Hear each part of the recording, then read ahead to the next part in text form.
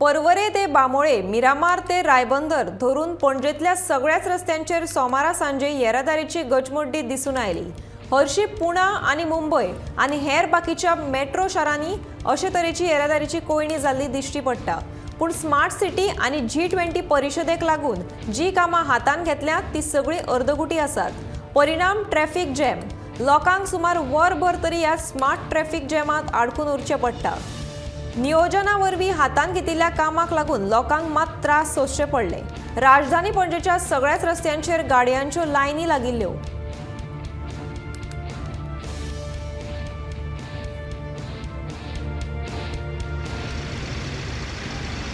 आज पणजीत अशी अवस्था आहे की सगळीकडे ट्रॅफिक जाम आहे। मी आता परवरीवरून पणजीत पोहोचायसाठी जवळजवळ मला 26 मिनिटं लागली।